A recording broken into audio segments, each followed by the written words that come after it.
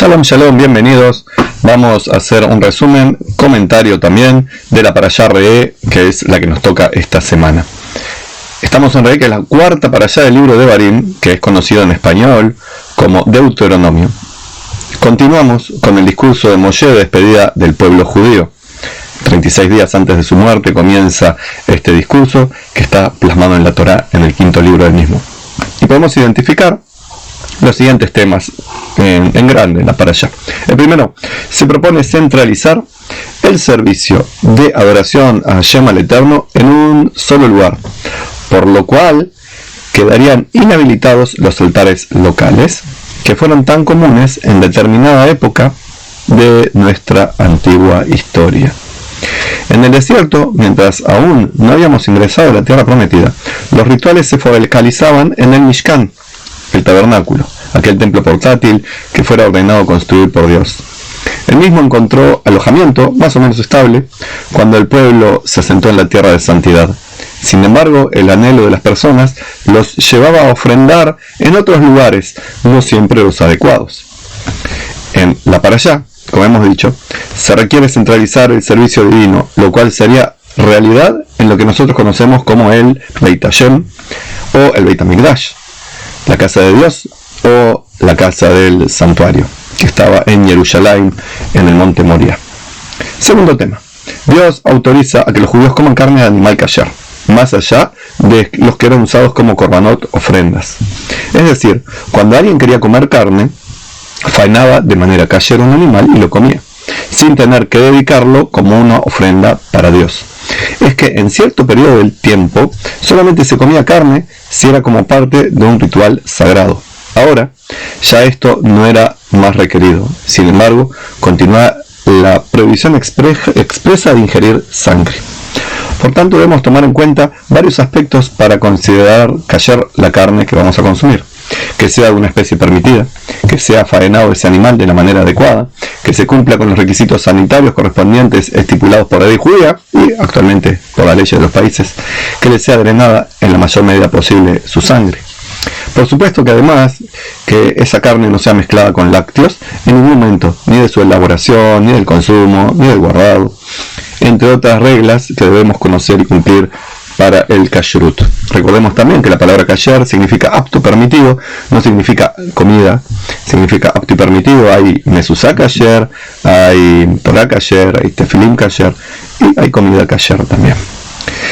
Tercer tema, se nos advierte de que tengamos mucho cuidado con el falso profeta, pues no faltará quien diga venir en nombre de Dios, pero que su corazón está en otro lado, y por tanto quiera conducir a la gente lejos de la relación saludable con el Padre Celestial.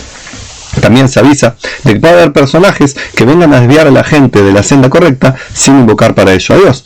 Pueden venir en nombre de otros dioses o de alguna otra entidad que se pudiera considerar sagrada. Entonces Dios dice, tengan cuidado con ese gente o ese grupo de gente. Los profetas tienen que demostrar que son profetas y no dejarnos llevar porque alguien viene hablando lindas palabras o nos da esperanzas y promesas o nos amenaza. Tiene que ser alguien en el cual podamos confiar porque su mensaje es acorde a lo que dice la Torá. Si bien a veces un profeta, por la necesidad del momento, puede decir algo que va en contra de una ley de la Torá, pero es algo que es específicamente del momento, ya que hablamos de centralizar el servicio de los korbanot. El famoso profeta Eliyahu mandó a hacer un altar, dos en realidad, para hacer korbanot fuera de Jerusalén. Entonces dicen, ¿cómo puede ser que Eliyahu, sabiendo que esto estaba prohibido, lo mandó a hacer? Los académicos van a decir que en realidad el Sefer Devarim fue escrito mucho después de Eliyahu, si es que realmente vivió, si nos ponemos en la piel de académicos. Así que él no sabía eso de la centralidad del Beit HaMikdash. Pero si nos ponemos como persona que sigue la tradición, diremos, Eliyahu sí conocía el Sefer Devarim, Eliyahu sí sabía esta ley de que hay que hacer solamente en el Beit HaMikdash, pero en ese momento era indispensable, necesario construir un altar ahí donde lo construyó en el Monte Carmel para dedicarle a Dios. El profeta en el momento puede decir algo que va en contra de una regla de la Torá, pero si esa contrariedad se extiende en el tiempo, dice que la ley de la Torá ya no tiene valor, que hay un nuevo pacto, una nueva relación con Dios, ahí ya sabemos que el profeta es falso, entre otras características que precisamente caracterizan a los profetas falsos. En el cuarto tema, encontramos en la parashá especificación de los animales que está permitido comer y cuáles no. Se nos brinda las señales que debemos tomar en consideración para saber si la especie es permitida o no. Por ejemplo, si son del mar, deben tener estas dos características, aletas y escamas. Si le falta una de las dos, ya no es kasher. De los animales terrestres cuadrúpedos, tienen que ser rumiantes y aparte tienen que tener la pezuña hendida, como tienen, por ejemplo, las vacas, las ovejas, y la pezuña hendida también lo tienen los chanchos, la patita así. Porque el chancho no es kasher, aparte que la Torá específicamente dice que no, es porque no es rumiante. Aparentemente, por afuera, sí sería kasher porque tiene la patita igual que la vaca o igual que la oveja, pero cuando se lo ve internamente, el chancho no es kasher. Y en cuanto a los animales voladores, se nos brinda una lista de aquellas que no son aptas, ya que no se dan rasgos generales para reconocer su condición de kasher o no. Algunos dicen que las aves que no son aptas son aquellas que se dedican a comer carne de animal muerto, o que son de rapiña, o que son animales violentos. Como sea, la Torá no especifica esas características, son las que la gente elabora luego ideas. Quinto tema, que acá da para que mucha gente quiera meter la mano en la lata en los que están desprevenidos. ¿Por qué? Porque se habla del diezmo. Acá se emite la ley del diezmo, es decir, un tributo del 10% de los ingresos, que deben ser repartidos entre los levitas, no para pastores, sacerdotes, dirigentes religiosos, sino a los levitas, a los miembros de la tribu de Leví. Y también, en ocasiones, con los menos favorecidos económica y socialmente, los pobres, las viudas, los huérfanos, los extranjeros que no tienen cobijo. Es muy importante tener en cuenta esto, que no es un diezmo para usar en religiones o para que sirva para otros fines, sino que era para los levitas y para la gente necesitada, y había todo un sistema de cómo entregar estos diezmos. En el sexto tema, se establecen algunas de las reglas de los Shalosh Regalim, las fiestas de la peregrinación, Pesach, Shavuot y Sukkot, así como el mandamiento de ir a Jerusalén, precisamente la peregrinación, para las festividades consagradas. Y ahora vamos a hacer una reflexión. En una ocasión anterior, la Torá también nos había hablado del mandamiento del maaser del diezmo, y no es extraño que encontremos algún mandamiento repetido o ampliado en más de un pasaje de la Torá, como ocurre en este caso.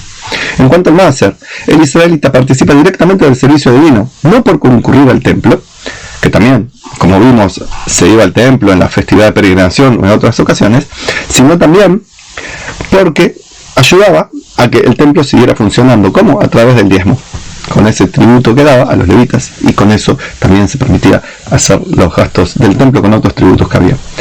Así que los israelitas colaboraban con el sustento de las cuestiones santas, aparte de concurrir al templo, porque el dinero era necesario para pagar sueldos, adquirir implementos de uso general, tareas de refacción y otras cosas importantes del templo.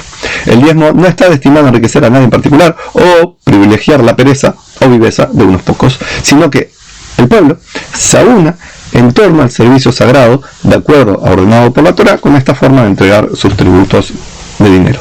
Pero no podemos dejar pasar por alto una fundamental enseñanza que nos comparte esta nuestra parashá, que es cuando se nos habla del maaser aní, el maaser del pobre, que era para entregar precisamente a la gente necesitada, como mencionamos un poquito antes. Con este traspaso de dinero nos quiere instruir una lección muy importante de la Torá, que no suponga a la persona, cada uno de nosotros, que lo espiritual y lo santo es solamente lo que se relaciona con el culto, con el templo, con las personas que trabajan en cuestiones rituales, porque eso sí es muy importante, pero no es lo único y ni siquiera es lo prioritario. Más bien, la Torá quiere que tengamos en cuenta que cada uno entienda que ayudar al prójimo, el ocuparse prácticamente por su bienestar, actuar con bondad, realmente se está haciendo lo que es santo y bueno. Incluso más que si se participa de un acto ritual. Lo repito, el actuar con bondad y justicia para con el prójimo es tan espiritualmente valioso, o incluso más, que todo lo que implica un evento ritual o el sustento del propio templo de Dios. Uno de los motivos es entender que espiritual es todo es espiritual. Hasta lo que no parece espiritual también lo es. Evidentemente hay diferentes grados de espiritualidad, del 1 al 50, según dice nuestra tradición. Este todo nos vincula con Dios. Y también, si es todo, cuando nos queremos vincular con Dios, nos podemos vincular a través de diferentes maneras, comiendo y agradeciendo, también rezando sin comer, ayudando al prójimo, participando en cuestiones rituales, estudiando Torah, enseñando Torah o aprendiendo ciencia y enseñando ciencia y viendo la mano de Dios detrás de la creación. Y así con todo, absolutamente todo. Sean estos entonces los asuntos considerados como rituales, que son los mandamientos que nos vinculan directamente con Dios, así como también los mandamientos sociales, que son nuestra relación con el prójimo. Cuando actuamos de tal manera que brindamos bienestar a otra persona, le proveemos de sustento, le acompañamos en sus padecimientos, desplazamos nuestro egoísmo para que resalte el altruismo, entonces, ¿cómo no estaría Dios complacido y feliz al ver que nosotros estamos haciendo esas obras de bien con sus hijos? Porque toda la creación son hijos de Dios, especialmente el ser humano. Entonces, cuando nosotros nos portamos amablemente con los hijos de Dios, ¿cómo eso no va a satisfacer a Dios?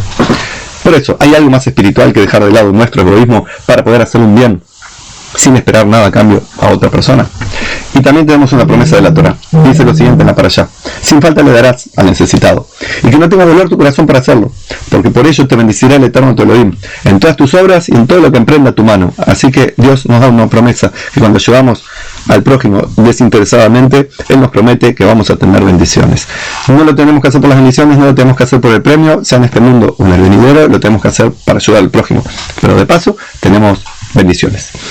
Es que Dios no precisa de las dádivas del humano, pero el prójimo necesitado, cualquier prójimo es necesitado, algunos de dinero, otros de otra cosa, puede que dependa de ti, así como tú de él. Entonces, hagamos lo que está en nuestra parte para que la santidad brille en cada ocasión. Y con esto queda terminado el resumen de esta ocasión, de esta oportunidad de la Parashá Re'eh, que espero te haya sido de bendición. Si te gustó, compártelo, dale like, coméntalo. Haz que el algoritmo de YouTube se entere que vale la pena ver estos videos y los comparta con otras personas, no solamente con los 10 o 12 que lo ven habitualmente. De mi parte te deseo shalom y bendiciones, y este viernes a la noche comienza ya el mes de Elul, es el último día de Av, pero comienza el mes de Elul, el mes de la Rahamim y la Selijot, la misericordia y los pedidos de disculpas, así que emprendemos la recta final hacia Rosh Hashanah, esperando que sea todo de bendición y armonía. Shalom.